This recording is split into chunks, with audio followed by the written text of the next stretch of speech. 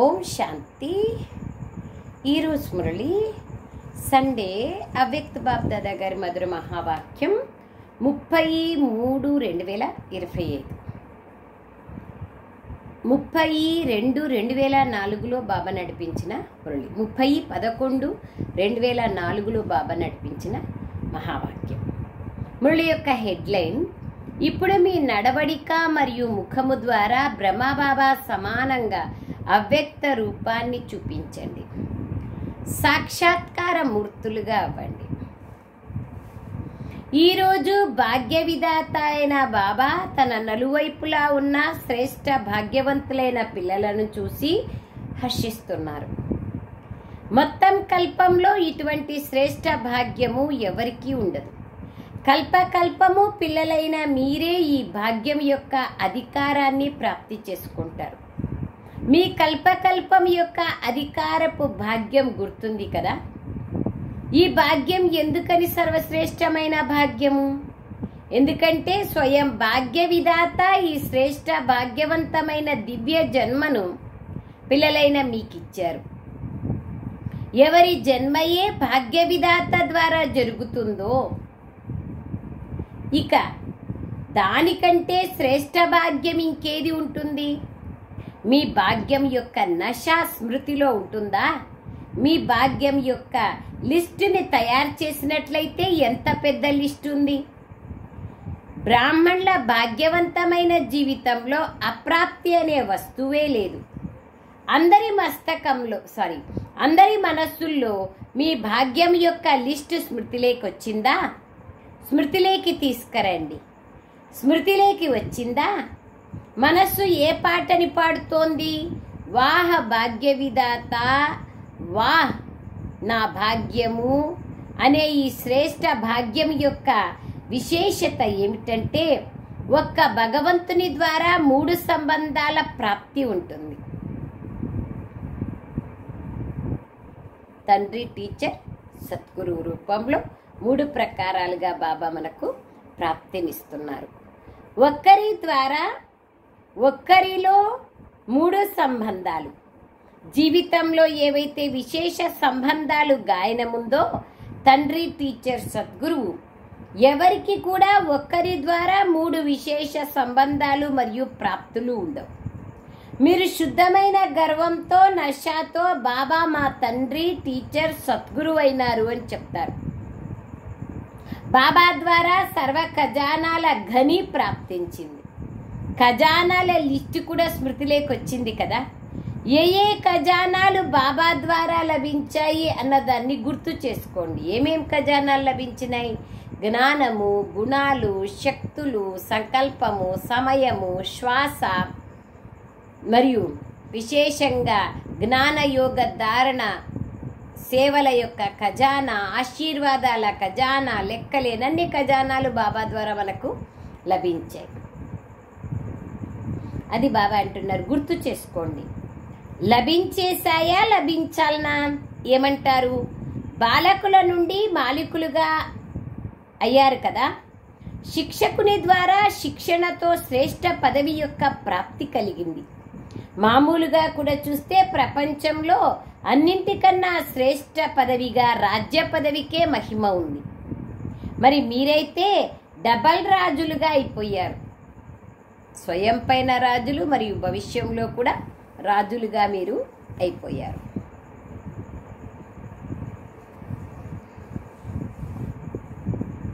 అనేక జన్మలకు కూడా కదా వర్తమాన స్వరాజ్యాధికారులు మరియు భవిష్యత్తులో అనేక జన్మల రాజ్య పదవికి అధికారులు. చదువు బాబా అంటారు, చదువు ఒక్క జన్మది, అది కూడా చిన్న జన్మ. మరియు పదవి యొక్క ప్రాప్తి అనేక జన్మలకు. రాజ్యము కూడా అఖండమైనది, స్థిరమైనది, నిర్విఘ్నమైన రాజ్యం. ఇప్పుడు కూడా స్వరాజ్య అధికారి నిశ్చింత చక్రవర్తులు కదా మీరు. అవునా? అడుగుతున్నారు బాబా వాళ్ళు. నిశ్చింత చక్రవర్తులుగా అయ్యారా? నిశ్చింత చక్రవర్తులుగా అయ్యారా? ఏ చింత లేదా? ఎవరైతే నిశ్చింతులో వారి చేతులు ఎత్తండి. నిశ్చింతత, కొంచెము కూడా చింత లేదా? చూడండి, ఏదైనా బాబా అంటున్నారు పపెట్ షో, తోలుబొమ్మలాట ఎదురుగా వస్తే అప్పుడు చింతిస్తారా? మాయ యొక్క పపెట్ షో ఎదురుగా వస్తుందా రాదా? అప్పుడు కాస్త చింత కలుగుతుందా?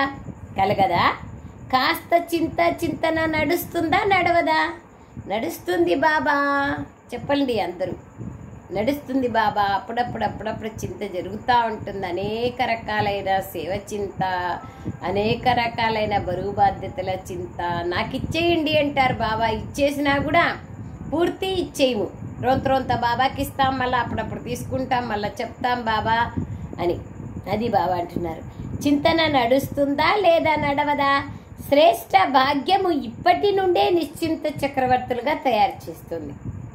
ఇప్పుడు కొద్దో గొప్ప విషయాలు ఏవైతే వస్తాయో అవి ఇంకా మున్ముందు మిమ్మల్ని అనుభవజ్ఞులుగా, పరిపక్వులుగా తయారు చేస్తాయి. ఇప్పుడైతే అందరూ ఈ రకరకాల విషయాల అనుభవజ్ఞులుగా అయ్యారు కదా, గాబరా పడరు కదా. విశ్రాంతిగా సాక్షి స్థితి అనే సీటు పైన కూర్చొని ఈ తొలుబొమ్మలాటని చూడండి. అసలు అక్కడ ఏమీ లేదు, కార్టూన్ అది. ఇప్పుడైతే దృఢంగా అయ్యారు కదా. ఇప్పుడు దృఢంగా ఉన్నారా లేదా అప్పుడప్పుడు గాబరా పడిపోతారా? ఇది కాగితం పులిగా అయి వస్తుంది మాయ. అక్కడ ఉండేది కాగితం, కానీ పులిగా అయి వస్తుంది బాబా అంటున్నారు. ఇది కాగితం పులిగా అయి వస్తుంది మాయ. ఇప్పుడు సమయ ప్రమాణంగా అనుభవీమూర్తులుగా అయ్యి సమయానికి, మాయకు, ప్రకృతికి ఇలా ఛాలెంజ్ చేయండి. రా, మేం విజయులుగా అవుతాం. నువ్వు ఏ రూపంలో ఉన్నారా, మేం విజయులుగా అవుతాం. విజయం యొక్క ఛాలెంజ్ చేయండి. మధ్యలో రథానికి దగ్గు వస్తుంది. ఈరోజు వాయిద్యము అనగా పరికరము కాస్త బాగోలేదు, కానీ పిల్లల్ని కలవాలి కదా. చూడండి, ఆ రథాన్ని కూడా బాబా ఎట్లా నడిపిస్తున్నారు. బాబ్దాదా వద్దకు 2 గ్రూపులు పదే వస్తాయి. ఏంటి? Advance party. మేము సిద్ధంగా ఉన్నాము అని 2 గ్రూపులు బాబ్దాదాతో అంటాయి. ప్రకృతి, అడ్వాన్స్ పార్టీ. మొదటి గ్రూపు ఈ సమయము, ప్రకృతి మరియు మాయ. ఇప్పుడు నా రాజ్యం పోయేదే ఉంది అని మాయ కూడా తెలుసుకోండి. అందుకే లాస్ట్ అండ్ ఫైనల్గా తన దగ్గర ఉండే శక్తులన్నీ ఉపయోగించి ప్రయోగం చేస్తుంది మన పైన. మాయ తెలుసుకోండి.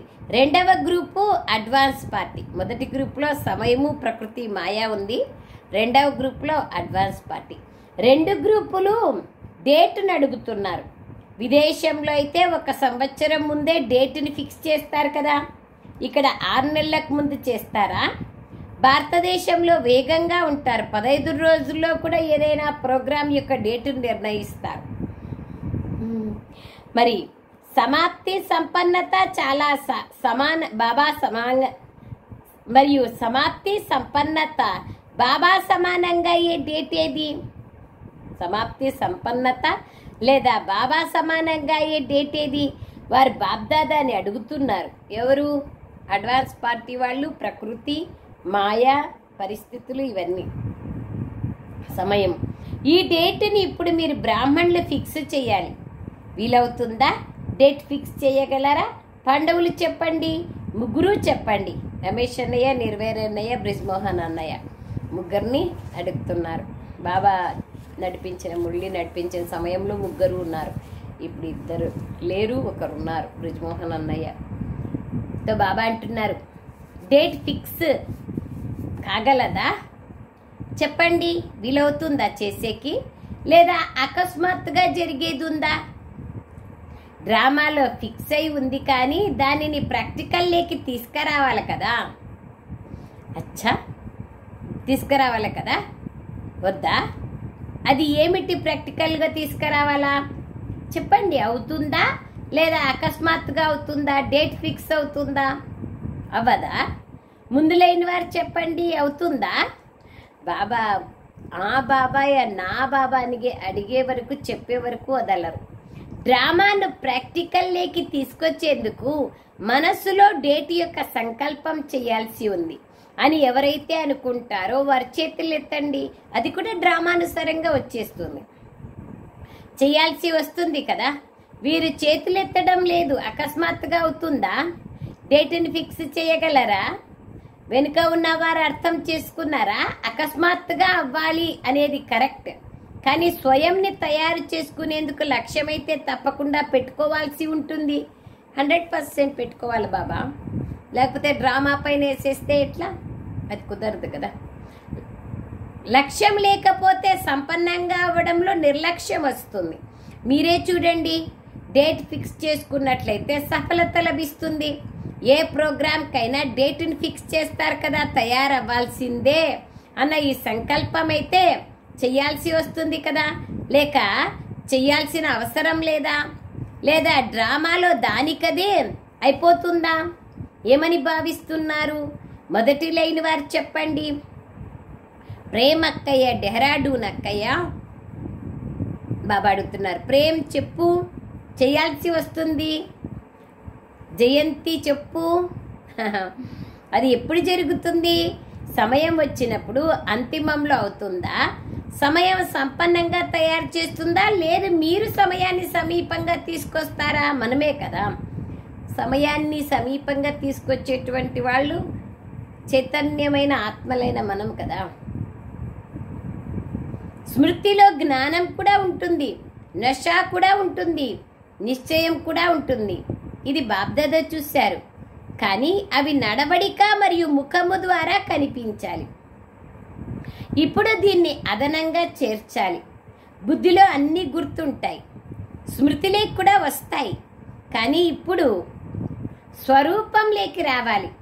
సాధారణ ప్రజల్లో కూడా ఒకవేళ ఎవరైనా గొప్ప వృత్తిలో ఉన్నవారు లేదా ధనవంతుల పిల్లలు చదువుకున్న వారు ఉంటే వారి నడవడిక ద్వారా వీరెవరో గొప్పవారు అని తెలుస్తుంది కదా. వాళ్ళ నడక, వాళ్ళ మాట, వాళ్ళ వ్యవహారము తెలుస్తుంది కదా. వారిలో ఏదో అతీతత్వం కనిపిస్తుంది. మరి ఇంత పెద్ద భాగ్యం వారసత్వం కూడా ఉంది. చదువు మరియు పదవి రెండూ ఉన్నాయి. స్వరాజ్యం అయితే ఇప్పుడు కూడా ఉంది కదా. ప్రాప్తులు కూడా అన్నీ ఉన్నాయి. కానీ నడవడిక మరియు ముఖము ద్వారా భాగ్య నక్షత్రం మస్తకంలో మెరుస్తూ కనిపించాలి. ఇప్పుడు దీన్ని అదనంగా చేర్చాలి. ఇప్పుడు శ్రేష్ట భాగ్యవంతులైన మీ ద్వారా వీరు మా ఇష్టదేవుళ్ళు, ఇష్టదేవీలు, వీరు మావారు అని అనుభవం అవ్వాలి. బ్రహ్మబాబాని చూశారు కదా, సాధారణ తనువులో ఉన్నా కానీ ఆది సమయంలో కూడా బ్రహ్మబాబాలో ఏం కనిపించేది?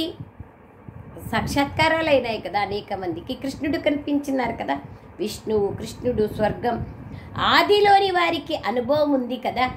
మరి ఆదిలో బ్రహ్మబాబా ద్వారా ఏ విధంగా కృష్ణుడు కనిపించారో అలాగే చివరిలో ఏం కనిపించేది? అవ్యక్త రూపం కనిపించేది. బాబా అవ్యక్తం అవుతున్నారన్నప్పుడు దగ్గరకు వస్తున్నారంటే బాబా ఫరిస్తాలాగా కనపడేవాళ్ళు. నడవడికల్లో ముఖములో కనిపించేది కదా. ఇప్పుడు బ్రహ్మబాబా సమానంగా అవ్యక్త రూపం కనిపించాలి. బాబ్దాదా విశేషంగా నిమిత్త పిల్లలకు ఈ హోంవర్క్ ఇస్తున్నారు. నడవడిక మరియు ముఖము ద్వారా తక్కువలో తక్కువ 108 మాలలోని మణులుగా కనిపించాలి. 108 మాలలోని మణులు ఎవరు అని బాబ్దాదా పేర్లు అడుగుతున్నారు. పేర్లు చెప్పరు, బాబ్దాదాని అడుగుతున్నారు. కానీ బాబా పేర్లు చెప్పరు, కానీ వారి నడవడిక మరియు ముఖము ద్వారా స్వతహాగానే ప్రత్యక్షమవుతారు. అంతే కదా. బాబ్దాదా ఈ హోంవర్క్ని నిమిత్తులైన పిల్లలను, విశేషంగా నిమిత్తులైన పిల్లలకి ఇస్తున్నారు. వీలవుతుందా? అచ్చా, ఎంత సమయం కావాలి? మేము వెనకొచ్చాము అని అనుకోకండి. ఇది సమయం యొక్క విషయం కాదు. మేమొచ్చి కొన్ని సంవత్సరాలే అయింది అనుకుంటున్నారా? అట్లా సంపన్నం కావడానికి 1 సెకండ్ చాలు. బేహద్ వైరాగ్యం రావడానికి సంవత్సరాలు అక్కర్లేదు. ఎవరైనా చివరిలో వచ్చినా కానీ వేగంగా ముందుకు రావచ్చు, మొదటికి రావచ్చు. ఇక బాబ్దాదా ఛాలెంజ్ చేయగలరు, ఎవరైనా కూడా చేయగలరు, చివరిలోని వారు కూడా చేయగలరు. చేయాల్సిందే, జరగాల్సిందే అన్న ఈ లక్ష్యాన్ని పక్కా చేసుకోండి. డబల్ విదేశీయులు చేతులెత్తండి. మరి డబల్ విదేశీయులు ఏం చేస్తారు? డబల్ ఛాన్స్ తీసుకుంటారు కదా. బాప్దాదా పేరుని అనౌన్స్ చెయ్యరు, డబల్ విదేశీయుల పేర్లను, కానీ వీరు అని వారి ముఖమే చెప్తుంది. ధైర్యం ఉందా? మొదటి లైన్ వారిని బాప్దాదా చూస్తున్నారు. ఎవరు ఫరిస్తాలుగా అవుతారని, ఎవరు బాప్ సమాన్ అవుతారని ఛాలెంజ్ చేసి చెప్పేవాళ్ళు ఎవరు అని బాబా చూస్తున్నారట. ఉందా అంత ధైర్యం? ఒకవేళ ధైర్యం ఉన్నట్లయితే చేతులెత్తండి. వెనుక ఉన్నవారు కూడా చేతులు ఎత్తచ్చు. ఎవరైతే ముందుకొచ్చి బాధ్యతను తీసుకుంటారో వారే అర్జునులు, ఓటేసే అర్జున్. అచ్చా, ఏ పురుషార్థం చేస్తున్నారు, ఎవరెవరు చేస్తున్నారు అన్న ఈ రిజల్ట్ చూసేందుకు 6 నెలల సమయం ఇస్తున్నాను. 6 నెలల రిజల్ట్ మళ్ళీ బాబా వాళ్ళు వచ్చే టయానికి 6 నెలలు పడుతుంది కదా. 6 నెలలు హోంవర్క్ ఇస్తున్నారు. 6 నెలల రిజల్ట్ని చూస్తాను, తర్వాత ఫైనల్ చేస్తాను, సరేనా? ఎందుకంటే ఇప్పుడు సమయం యొక్క వేగం చాలా తీవ్రంగా వెళ్తోంది. రచన వేగంగా పోకూడదు కదా, రచయిత వేగంగా ఉండాలి. ఇప్పుడు కాస్త వేగం పెంచుకోండి. ఇప్పుడు ఎగరండి. నడుస్తున్నామని కాదు, ఎగురుతున్నామనాలి. తయారయ్యేది మేమే కదా అని జవాబైతే చాలా మంచిగా చెప్తారు. మేం కాకపోతే ఇంకెవరైతాం అంటారు.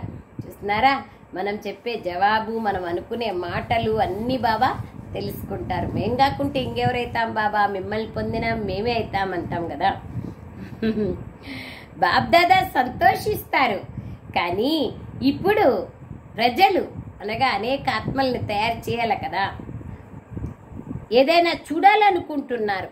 ఆదిలో పిల్లలైన మీరు సేవకు వెళ్ళినప్పుడు పిల్లల ద్వారా కూడా సాక్షాత్కారాలు జరిగేవి.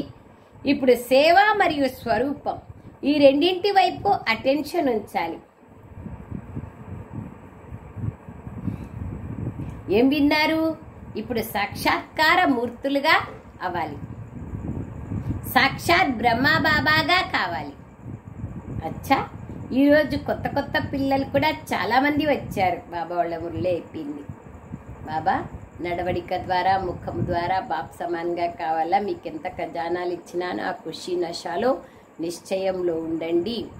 మాలలో ఎవరొస్తారు, ఇవన్నీ విషయాలు బాబా ఎంత క్లారిటీగా చెప్తున్నారు. ఎట్లా బ్రహ్మా బాబా వాళ్ళు అయ్యారు కదా, ఆదిలో సాక్షాత్కారాలు చేయించారు, అంతిమంలో తన ముఖం ద్వారా ఫరిస్తాగా అయిపోయినట్లుగా కనిపించినారు. అలాగా మీరు కూడా కావాలి. కర్మ చేస్తూ మీరు కూడా కావాలి. పెద్ద టాస్క్ ఇది. సో బాబా అంటున్నారు, ఈరోజు కొత్త పిల్లలు కూడా చాలామంది వచ్చారు.